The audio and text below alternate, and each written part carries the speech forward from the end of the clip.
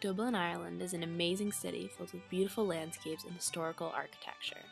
However, an often overlooked aspect of this incredible location is its temperature.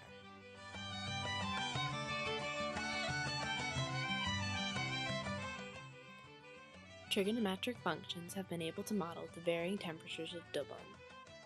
The annual temperature patterns of Dublin can be represented with the equation f of x equals negative 9.3 cosine 2 pi divided by 365x plus 50.8. This mathematical function shows much more information than it first appears. The amplitude of 9.3 shows Dublin has a relatively static temperature, staying close to the average, which is 50.8 degrees Fahrenheit. This is also the axis of the wave, which shows that the temperature usually stays at a happy medium, not too hot and not too cold. Of course, the period of this function is 365 days, or a year. This is how long it takes for the temperatures to fully cycle from hot to cold. The turning points of the graph are 182.3, 60.1, and 365, 41.5. These show approximately when the temperature hits its highest and lowest points. For example, around July, the temperature hits a high of 60.1, and at the end of December and the beginning of January, it hits a low of 41.5. The turning points show when the temperature changes from decreasing back to increasing, and from increasing back to decreasing. In this function, there is no horizontal shift. However, it was flipped over the x-axis, which simply means that at the beginning of the year and the end of the year, the temperatures are cold, while in the middle of the year, the temperatures are hot. As nice as mathematical models are, there's lots more that Dublin has to offer besides its comfortable temperatures. It's a cove of cultural history with monuments, ancient architecture, and more. Practically everywhere you turn, you'll find another stunning example of the city's history.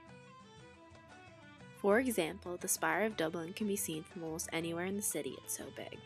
It was made to show Dublin's culture in the 21st century. Dublin Castle, another famous monument, is a contrasting example because it represents more of Dublin's ancient history.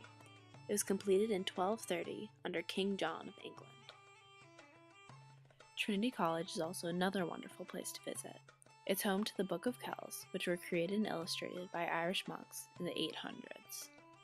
You can see even more landmarks if you cross the Halfpenny Bridge, one of Dublin's most iconic symbols. The list of monuments goes on, but you can't stop there. Dublin, with more space than any other European capital, is filled to the brim with beautiful parks. Dublin's largest, Phoenix Park, is also one of the largest parks in Europe at a full 1,750 acres, complete with its own zoo.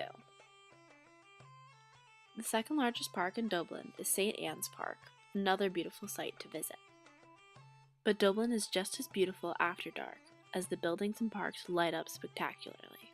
The nightlife of Dublin is one of the greatest things it has to offer. Dubliners know a good time, and it's easy to join in by stopping at one of the hundreds of pubs.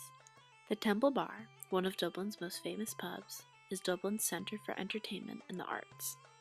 It's a must-see on a trip to Dublin. But, for all the underage people in the audience, Dublin has scores of concerts and bands playing at night. It's a wonderful time to experience Irish culture and music.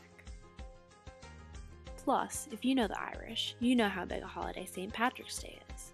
In Ireland, it's a public holiday used to showcase Irish culture, and it's celebrated as a big festival lasting from the 14th to the 18th. Over 1 million people attend annually, so it's truly a sight to behold. But if you're planning a trip to the St. Paddy's Day festival, what would you wear besides green? Remember that temperature model? Using the formula, we can predict that the temperature on the 17th of March will be around 48.5 degrees Fahrenheit. You'll just need to bundle up a little to enjoy the parade. St. Patrick's Day is on March 17th, which is the 77th day of the year. So, by using the original equation, f of x equals negative 9.3 cosine 2 pi divided by 365x plus 50.8, 77 can be substituted in for x. This comes out to be 48.5 degrees Fahrenheit.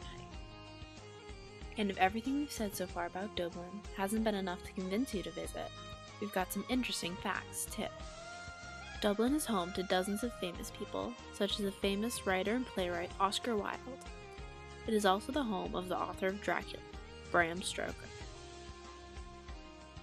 Not only that, but the band U2 is native to Dublin as well.